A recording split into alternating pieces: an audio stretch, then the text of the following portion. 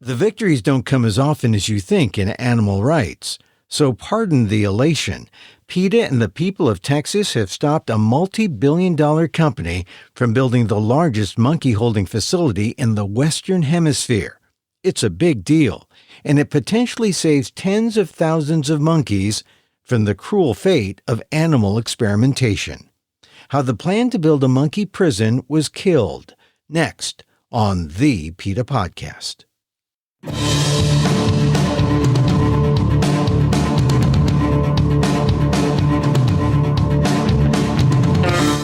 Welcome to the PETA Podcast. I'm Emil Guillermo, your host for this inside look at animal rights. Brought to you by PETA, the largest animal rights organization in the world. On today's episode, monkey prison? That's what it would have been. A facility to house 43,000 primates, the largest monkey-holding facility in the Western Hemisphere, and all on ecologically sensitive land in Texas. After an 11-month effort, the people of Brazoria County and PETA stopped the plans for the monkey prison.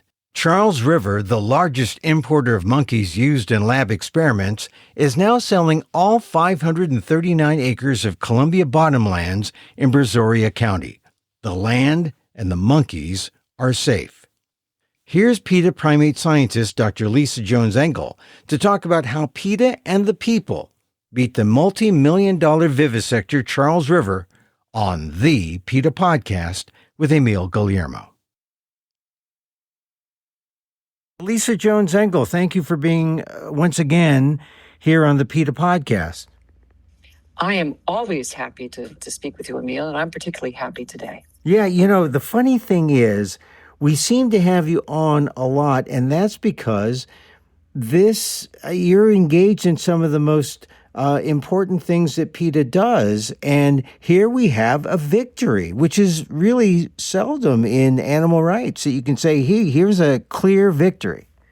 You know, we stood up to a multi-billion-dollar corporation and said, we're not going to let you put this monkey farm in Brazoria, Texas. And it wasn't just us. It was with all the stakeholders, the landowners there who stood up with us. And that's what makes this victory, I think, even more profound. You know, you say monkey farm in the headline that I used for the podcast. I say monkey prison.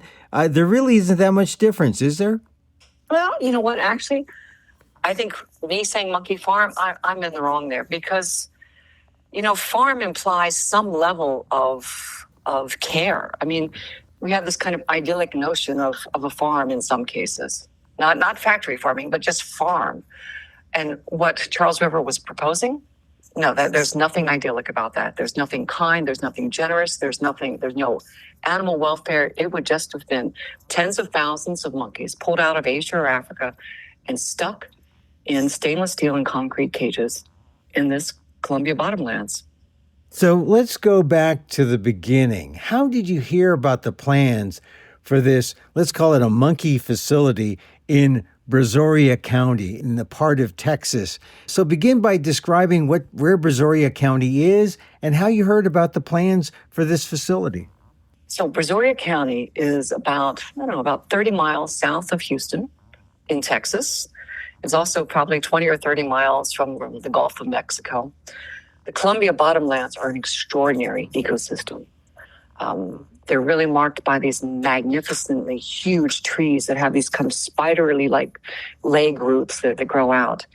A lot of water, a lot of wetlands, a lot of biodiversity in terms of animals and birds that take advantage and migrate through these areas, and a lot of mosquitoes, which is one of the points really hammered home on this, what the mosquitoes, the role they could play in disease transmission, as well as the role of all the water in potentially moving pathogens throughout the area.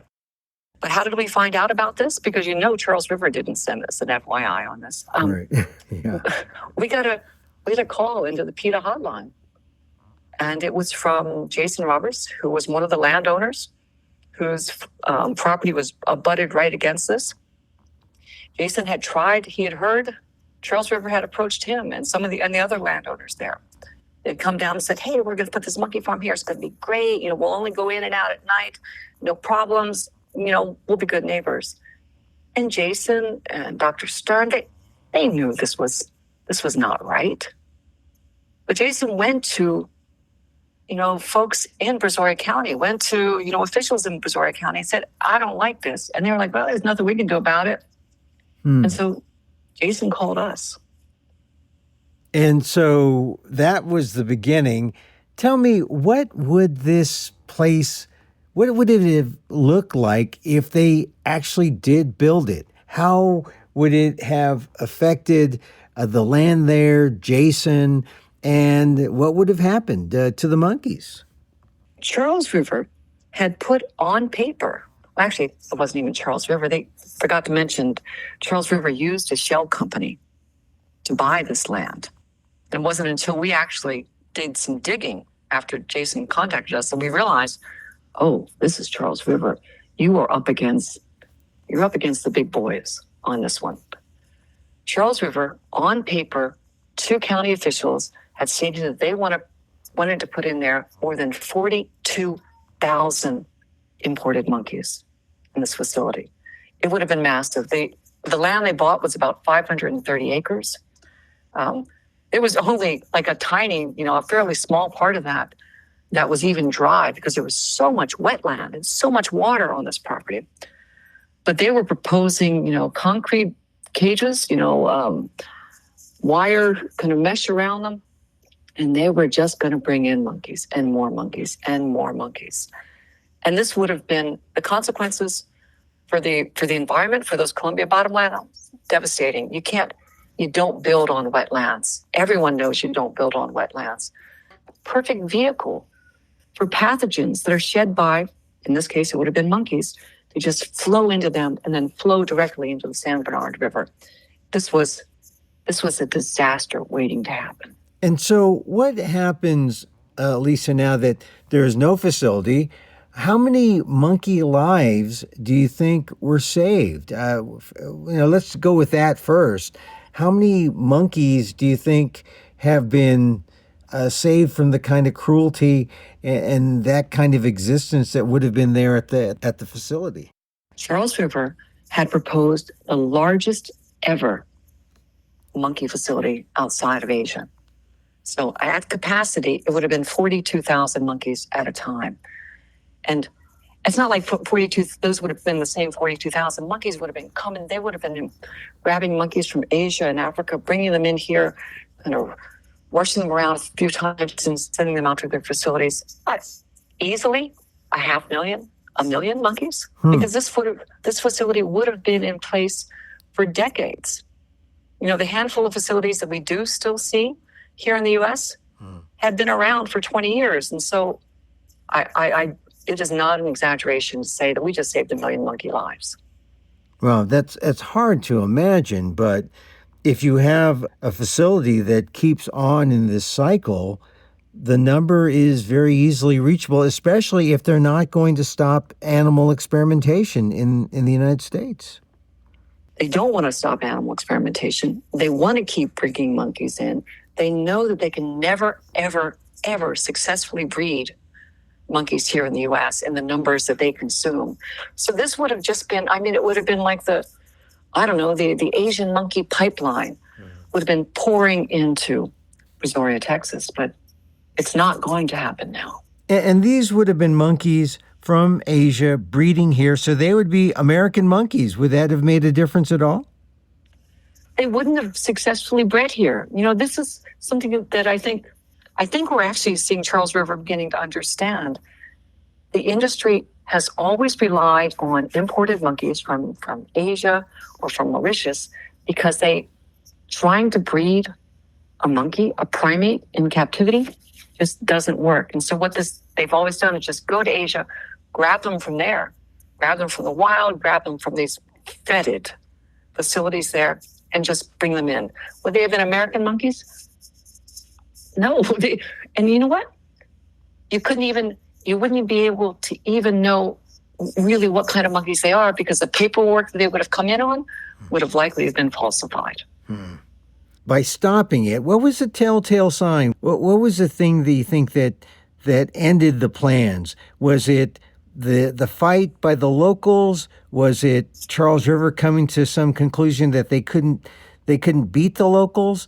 Or because usually they feel like they have all the money in the world. They feel invincible. Or do you think it was the animal rights pressure? What do you think made Charles River say, that's it, we're pulling it? This industry has relied upon secrecy. That's how they thrive. That's how they actually get these facilities built. That's how they get the monkeys into this country. And what we have been doing for the past several years is shining a really big spotlight on that. And this was a textbook example of it in Brazoria, Texas. The locals came to us. We gave them the information that they needed. We explained the disease risk. We explained the risk to animal welfare. We explained that these monkeys were now endangered. We explained that their cattle, their domestic animals, their families were going to be at a huge risk of disease. The environment was going to be contaminated. And once they had that knowledge, they were basically armed. They were packing. They were packing the heat to go back to Charles River and say, not here. You're not coming in, you're not dropping this into Brazoria. You didn't do your homework about the environment. You didn't do your homework about the disease risk. You didn't do your homework about the potential for flooding. So we are not accepting anything that you are peddling here. And Charles River, they went quiet for a while. Yeah. I think, though, where we really got them was back in May of this year when we went to their shareholder meetings.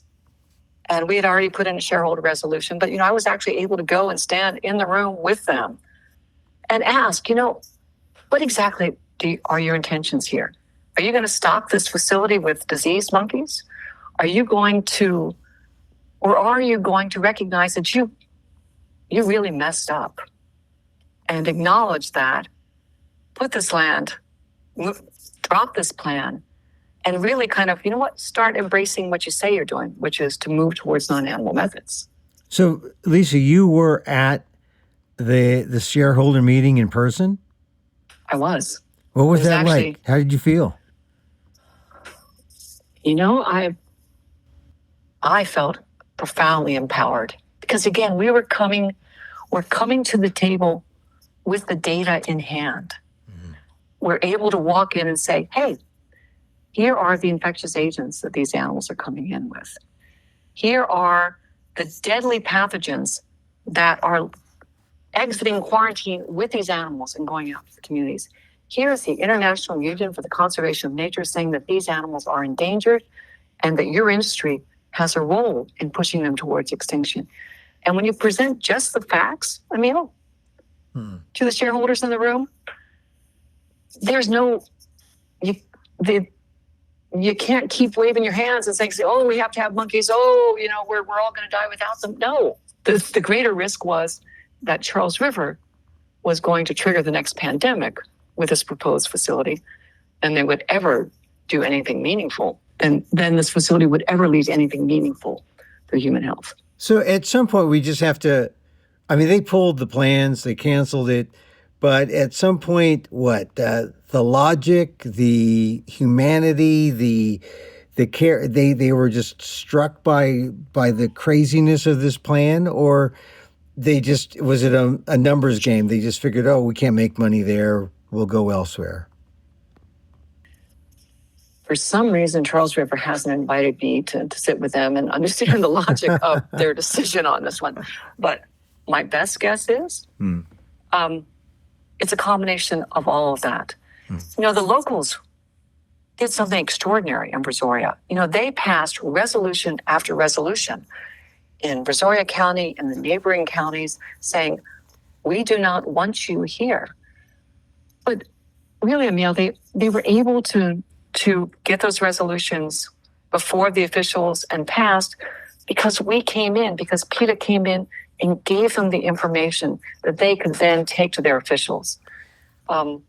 Charles River I think, has grossly underestimated how good PETA is at this point of understanding how the international trade in monkeys is directly related to and impacting human health here in the US and in Canada and in the European Union and in the UK. And we're making sure that everyone knows that connection. And now that you have this success story in Brazoria County, Texas, it's almost as if you have a blueprint now for every other time that Charles River or any other lab or any kind of experimenter, vivisector wants to do this kind of thing. You know how to stop it now. Exactly. And that's exactly what happened in Bainbridge, Georgia.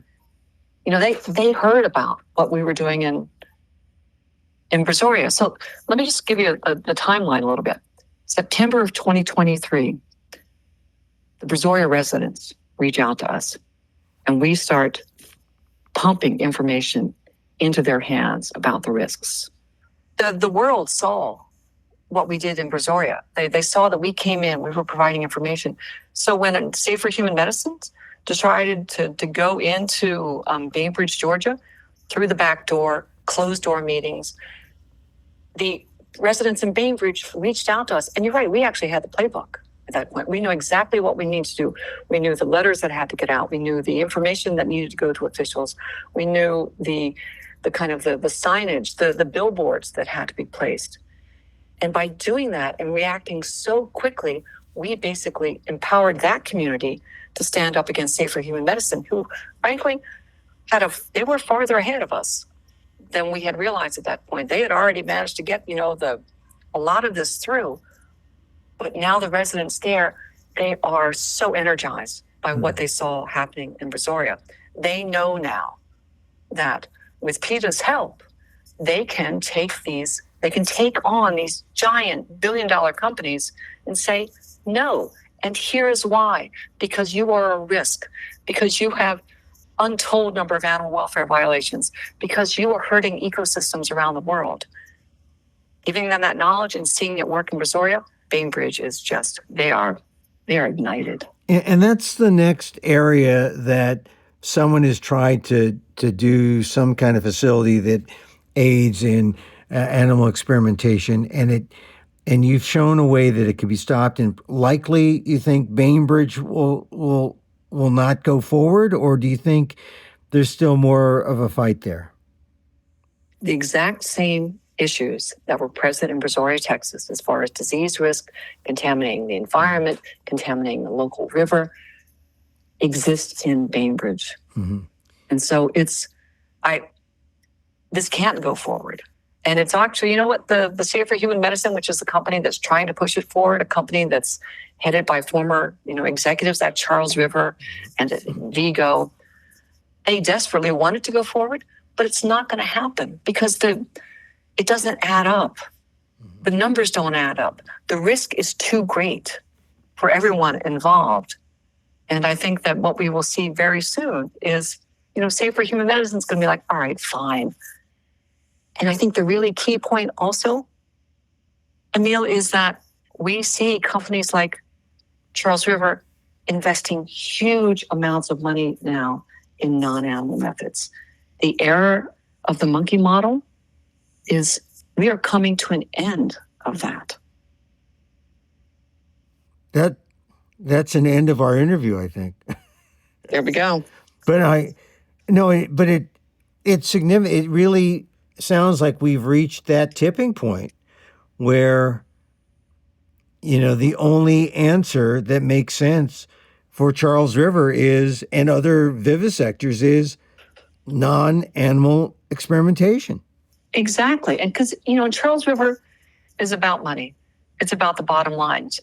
I forgot to mention the day after they announced that they were not moving forward with the Brazoria, Texas facility, they also announced that they were laying off 3% of their workforce. They were shutting down some of their other facilities, not monkey facilities, but animal facilities. Charles River realizes that the the non-human animal model, the monkey model, the mouse model, the dog model, that era is coming to an end. And if we want human relevant medicine, we actually have to use human relevant techniques. And that, a monkey in a cage in the Columbia Bottomlands or the Bainbridge, Georgia, that is not relevant to humans. That's only a threat to humans and to the monkeys. You said it there when you went to speak as a shareholder, because corporations, people who sell their stock on the open market, the number one rule, shareholder value. Yes. And if animal experimentation is against shareholder value, next stop is, 3% layoffs and those cuts because you are not performing in the interest of shareholder value if you do cruel animal experiments and you are a company, a multi-billion-dollar company like Charles River. You know what? Exactly.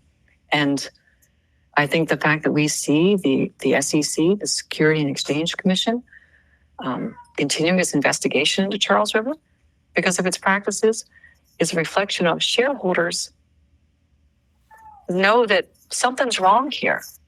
And I think Charles River is pivoting as quickly as they can. Selling off the Brazoria, Texas facility, that's the first step. That's a good step. Stopping the imports completely into the U.S., and you do that, then I know that you've understood the message that PETA's been giving you for the last several years. Lisa Jones Engel, thank you for being part of the PETA podcast. Always happy to speak with you, Emil. Take care. Yeah. Glad to give you a victory lap, too. It's half a victory lap. This one's, I'm a little surprised it didn't get more media pickup, but you know what? I know how much this hurt them. I know that they felt the sting of this, and that's almost enough.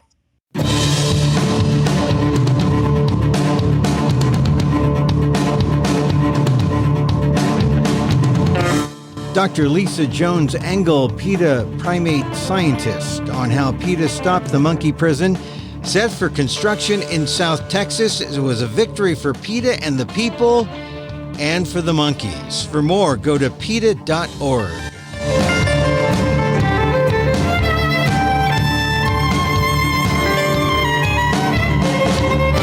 And that's our show for today. Thank you for listening. Don't forget to send a link of this to your friends. Tell them you like the PETA Podcast.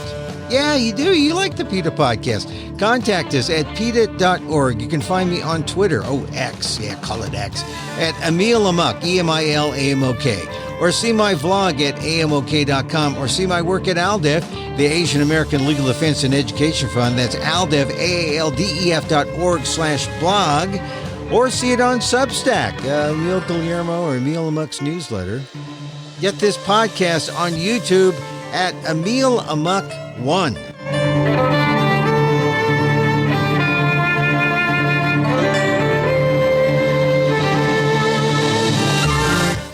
Once again, thank you for listening. Check out all our episodes on your favorite podcast app or on Apple Podcasts, where you can subscribe to as well as rate and review the show.